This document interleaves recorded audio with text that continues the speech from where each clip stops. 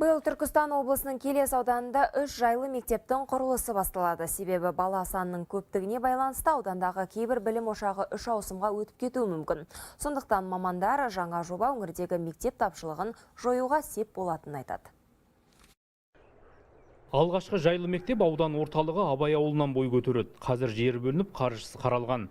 Жоба құны 4,5 миллиард теңге. 600 орындық білім ұясы осындағы оқушыларды қамтиды.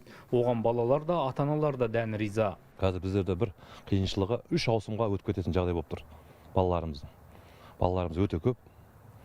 Соған жақында мына жерге қуанып отырмыз. Жайлы мектеп салуға атсалысып отыр еліміз. Осындай мектептердің бізге біреу емес, 10 шақсы керек Келес ауданына. Келес ауданында 63 мектеп, 35 мың оқушы бар.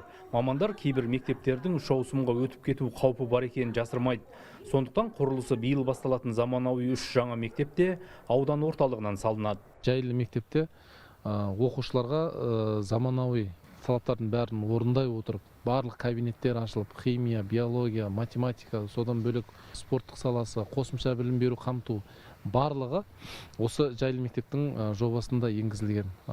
Балаға жайлы болу үшін жасалынып жатқан бағдарламалардың бірі болып саналады.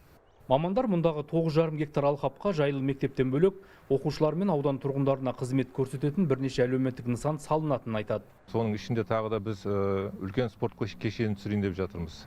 Ол жерге 1,5 гектар жер бөлінген. Ол спорт кешенінің ішінде жаңағы универсальный болады. Оның ішінде мини-футбол, баскетбол, волейбол, күрес, бокс, ауыр атлетикасымен заниматься ететін.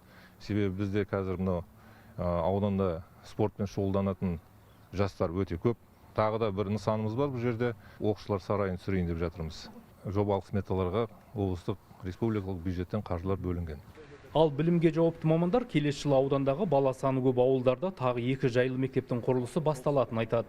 Бұл өңірдегі мектеп тапшылығы мәселесін шешудің ең тиімді жолы болмақ.